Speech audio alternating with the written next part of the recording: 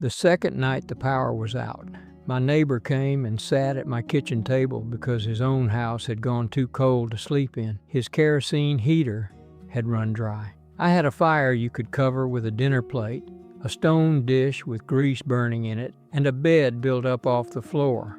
None of it came from a store. Today I'm handing you 20 of them, the winter tricks our people used, and one of them kept a shipload of French sailors alive through the winter of 1536. So get this straight first. In a cold house with no power, you are not making heat. You're keeping it. All 20 of these are ways of keeping it. I'm Wes Kingfisher, 64 years old, of Cherokee heritage, raised by my grandmother Ada in the hills of eastern Oklahoma, where I still live. She taught me the plants in the kitchen. My grandfather and my uncles taught me the woods. 40 years on the powwow trail taught me the rest, from teepees on the northern plains at 20 below to fires down in the desert. The old ones never wrote any of this down, so listen close.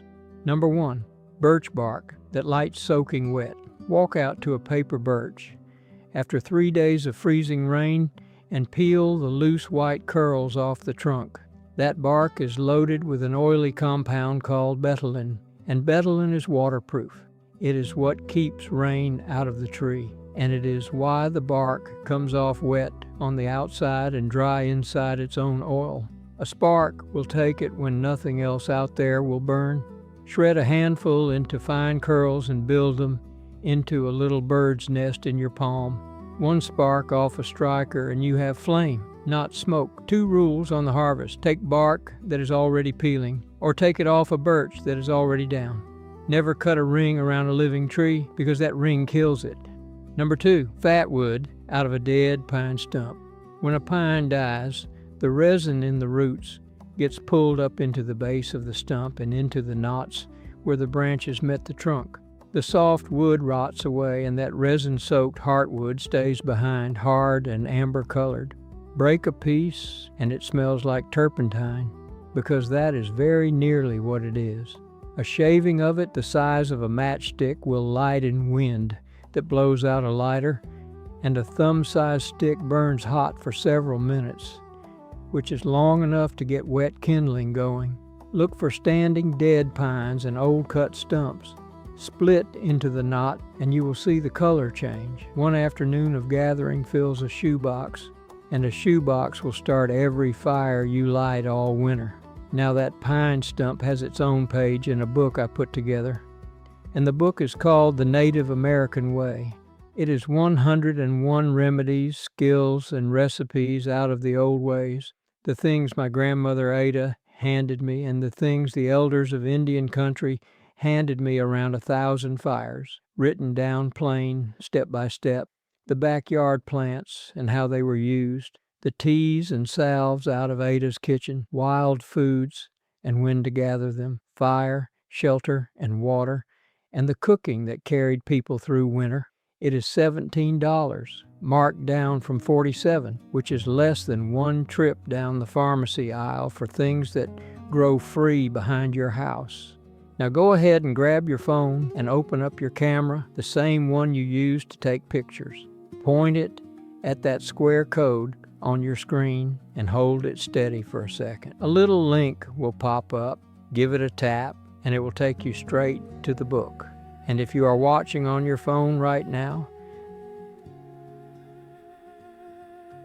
the link is waiting for you right down below in the description. Take your time. There is no rush at all. I'll wait right here. So, those first 2 get you a flame in the worst weather there is, and this next one takes that flame and turns it into a furnace the size of your hand, and it is the one nobody expects. Number 3, the stone lamp. Take a shallow stone dish and fill it with rendered fat, tallow, bacon grease, whatever fat you have. Lay a wick along the low edge, twisted dry moss, cotton grass, or a strip of cotton cloth. Light it, and the wick draws the melted fat up and burns with a steady low flame. Our people in the far north lived by that lamp. Past the tree line there is no firewood at all, so a stone dish of seal or whale fat with a moss wick was the whole house. light through the dark months, heat inside a snow house, water melted out of snow, and mittens dried overnight. You can build one tonight out of an empty tin can, a strip of an old cotton shirt, and the grease jar by your stove. It will not heat your living room. It will keep one small room and one person above freezing for hours. On grease you are going to throw out. Crack a window while it burns, because any flame indoors needs air. The next 4 decide whether the heat off that flame ends up in you or up in the sky, and this is where most people lose the fight without ever knowing it. Number 4, bank your coals and quit starting over. The old ones did not build a new fire every sunrise. At the end of the night, you rake the coals into a tight mound and bury that mound under its own ash. Ash is a blanket. It cuts the air down to almost nothing, so the coals hold heat until morning. And when you brush the ash off, you have orange under there. Feed it shavings, and you have fire in about a minute. On the trail, they went further and carried the fire with them. A coal wrapped in punk wood, that soft, crumbly, rotted wood from inside a dead log, packed with dry moss and set in a birch bark tube or a horn. That coal would smolder for hours while a man walked, and at the end of the day, it lit the next camp. Pay attention to this next one, because it explains why some people freeze sitting 3 feet from a fire. Number 5, the reflector wall and the long fire. A fire out in the open throws its heat in every direction, which means half of it goes straight up into the cold sky and never touches you. Our people never sat at an open fire when they could help it. You stack green logs behind it, or you build against a rock face, or you throw up a wall of packed snow. That wall catches the heat going the wrong way and sends it back across you, and it doubles what you feel without burning another stick. Then there is the long fire. Instead of a round fire, you lay 2 big logs lengthwise side by side with a gap between them and burn the fire down that gap. It burns slow, it lasts most of the night, and it warms you along your whole body instead of just your shins. Indoors, the same idea. Put something behind your heat that throws it back at you and sit between the two. Number 6, never sleep on the floor. Cold ground takes heat out of a body faster than cold air does because it is touching you and it never stops pulling. So, in a winter camp, the bed gets built before the walls do. 6 inches of spruce or fir boughs cut short, butts pressed down into the snow, tips up, and laid overlapping like shingles on a roof so they hold their spring instead of matting flat. 6 inches sounds like a lot until you lie down on 4 and feel the cold come through by midnight. In a cold house with no power, this is the same rule. Nobody sleeps on bare boards or a bare floor, cardboard couch cushions, folded quilts, anything that traps air underneath you. What is under you matters more than what is over you, and that catches people out every single time. Number 7, shrink the room down to the size of a person. Go inside a teepee in winter and you will find a second wall inside the first one. A liner hung from the poles down to the ground, standing about head high. That liner does 2 jobs. The air trapped between the liner and the outer cover is dead air, and dead air is insulation. And the draft coming in at the bottom gets sent straight up, behind the liner and out the smoke hole instead of running across the back of your neck. I have slept in one of those on the northern plains at 20 below with a small fire in the middle, and I was warm. In your house, the liner is a doorway hung with blankets. Pick one room, preferably a small one, preferably not the one with the big window. Hang blankets over the doorways. If it gets bad, put a tent up inside that room or drape a sheet over the bedposts. Every square foot you stop trying to heat is heat that stays on you. Number 8, pack snow against the walls. People look at snow as the enemy in a cold snap. Our people up north looked at snow as free building material because snow is mostly trapped air, and trapped air is exactly what insulation is. A shelter dug into a drift and hollowed out will hold right around 30 degrees inside off nothing but a body and a candle, while it is 20 below outside. That is a 50-degree difference from a pile of snow. So when a cabin got banked with earth in the fall and snow through the winter, that was free insulation. A wall built twice as thick for nothing. If your power goes out and the snow is deep, shovel it up against the foundation of the house, especially the north side and the side the wind comes from. It costs you an hour and a sore back, and it pays you back all night. Number 9, dig low and sleep high. Cold air sinks, warm air rises. Every winter shelter our people built used that one fact. A snow shelter gets a tunnel entrance that runs in low, then a sleeping shelf cut higher than the tunnel. The cold rolls down the tunnel and sits in the low spot, called a cold trap, and the warm air you make stays up on the shelf with you. Same reason a lodge had a raised sleeping platform around the outside instead of beds on the dirt. In a house with no heat, that means the upstairs is warmer than the downstairs, and a bed up on a frame is warmer than a mattress on the floor. If you have got a 2-story house and no power, you sleep upstairs. Free heat. And all it costs you is carrying the blankets up a flight of stairs. Number 10, stay dry and never let yourself sweat.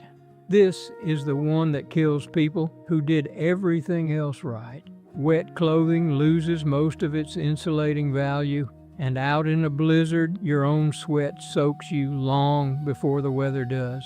So the old rule is you open up before you start working, not after.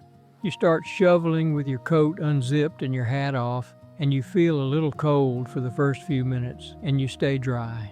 Layers go on loose, never tight, because the warmth is in the air trapped between the layers, and a tight boot or a tight sleeve squeezes that air out and freezes the part it is squeezing.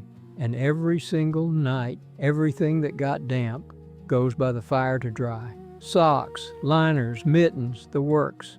My grandmother would not let a wet sock sit past bedtime, not one night, not ever, and I did not understand why until the first winter I spent in a tent.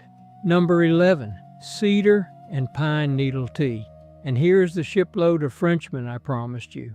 In November of 1535, Jacques Cartier and his crew got frozen into the ice on the St. Lawrence River, near what is now Quebec City. 110 men, living on salt meat with no fresh food of any kind. By February, fewer than 10 of them could still stand up. 25 of them died.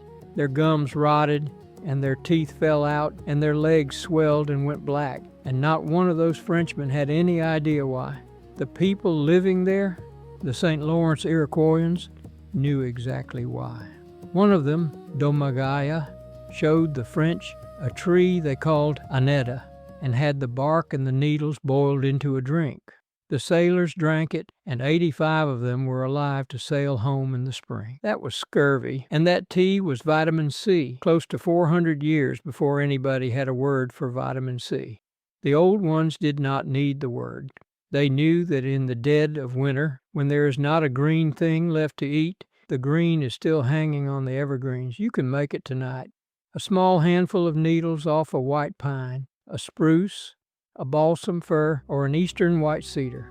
Snip them up, pour water over them that is hot but not boiling, because a hard boil drives off what you are after, and let it sit 10 minutes. It tastes clean, a little like the wood smell. Now, the identification, and this one is not optional. The dangerous look-alike is yew. Yew has flat, dark needles. It has a soft, red berry-like cup instead of a cone, and it is poisonous, all of it. If the tree has no true woody cone and it has red fruit, you walk away. Learn those two things and you will never make the mistake. Go easy on cedar in particular, a cup, not a pot. And not at all if you're pregnant. And if you're on medications, have a word with your doctor before you add anything new. That is just sense. While you are thinking about it, tell me in the comments if your grandmother or your grandfather had a remedy of their own from any tradition at all. Put it below. That is exactly the kind of knowledge that dies when nobody asks. I read every single one.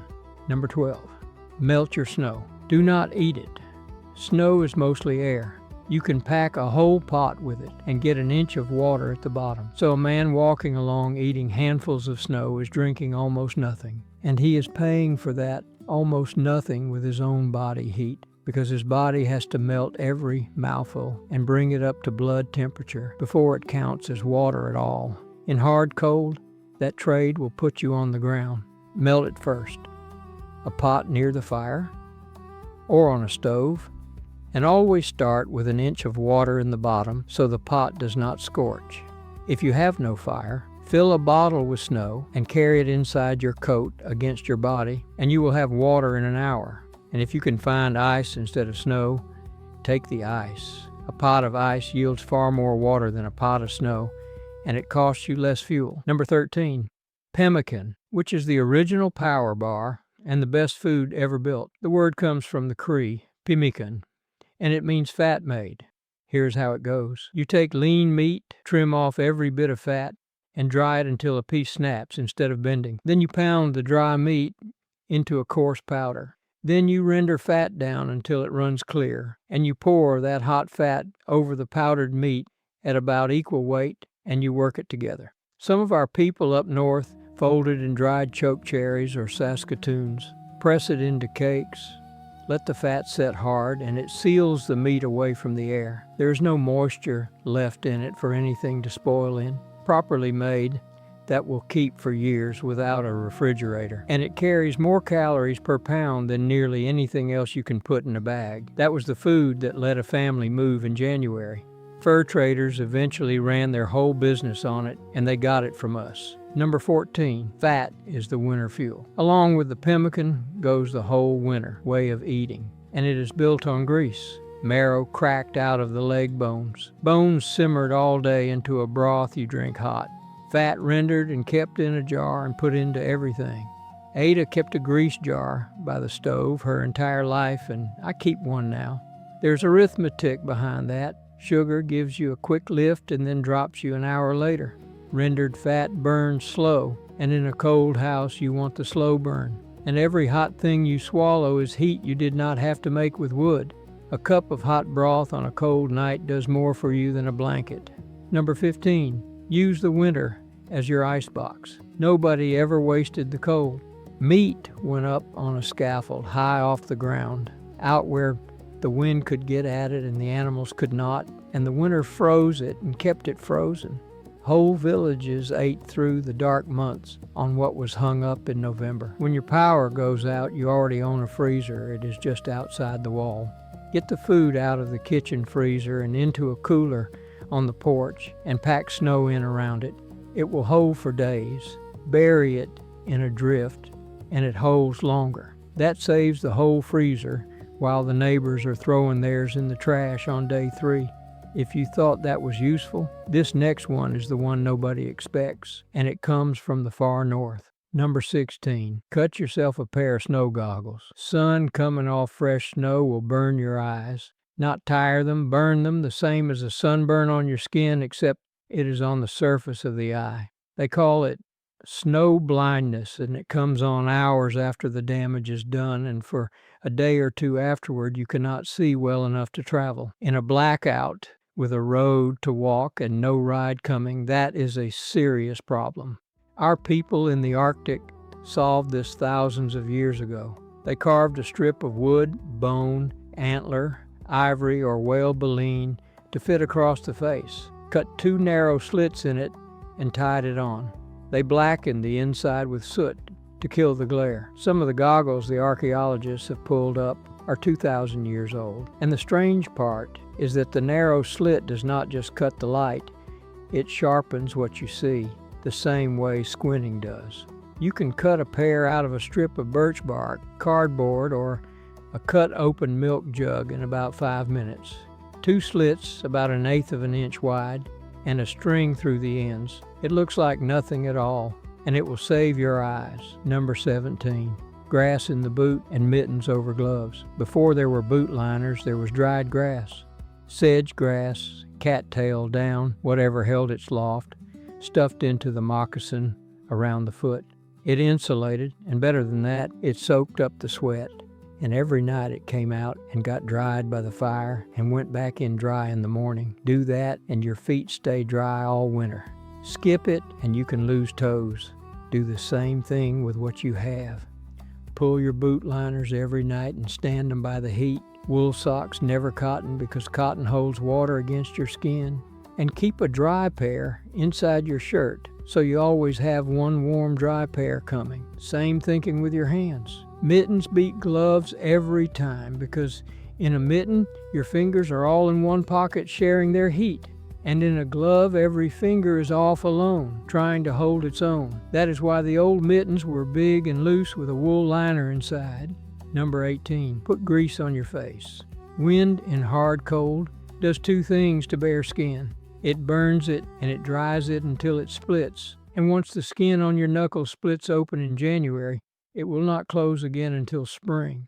The answer was always fat. Rendered tallow, bear grease, whatever was on hand, worked into the cheeks, the nose, the ears, and the backs of the hands before going out. It sits on the surface and the wind cannot get past it. Some also rubbed soot under the eyes, which cuts the glare off snow the same way a ball player does it. Skip the drugstore lotion for this.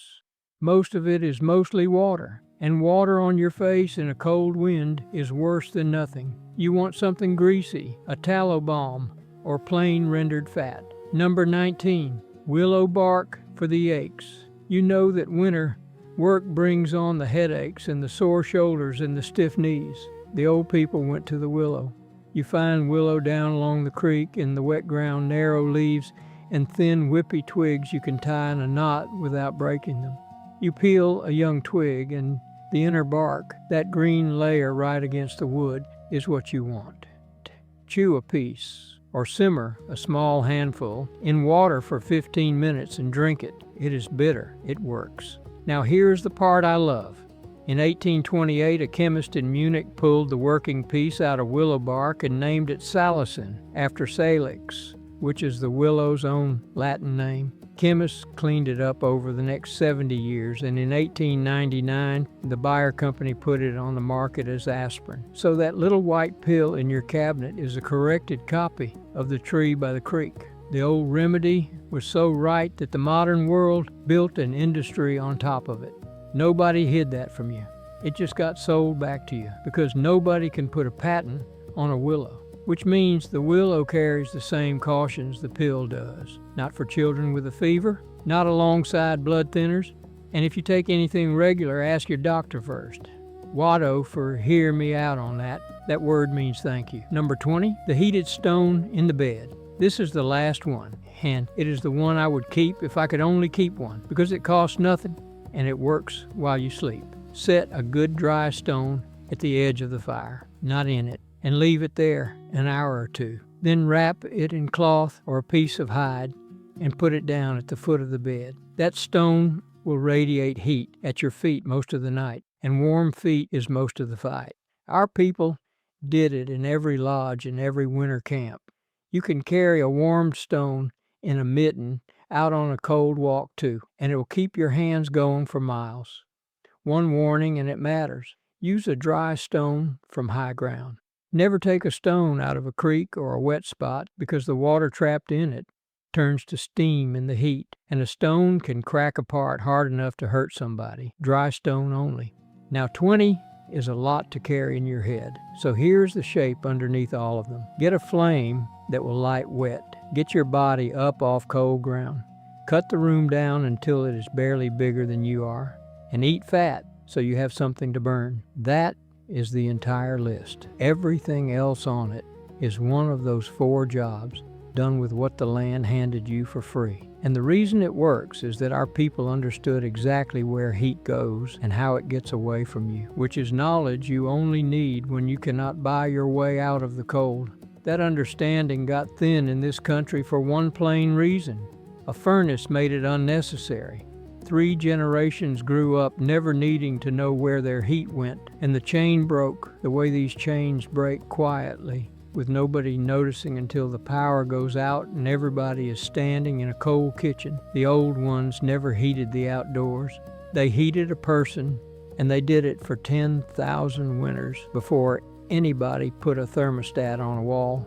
That whole way of doing it is written down in the Native American way. From the fire you get lit in the snow to the pot you set over it, with nothing in it you have to go by. Now go ahead and grab your phone and open up your camera and point it at that square code on your screen and hold it steady for a second. A little link will pop up. Give it a tap and it will take you straight to the book. And if you are watching on your phone right now, the link is waiting for you right down below in the description. Now, if you enjoyed this video, you will enjoy the video right now on screen even more, I can assure you on that. Click it right now, my friend.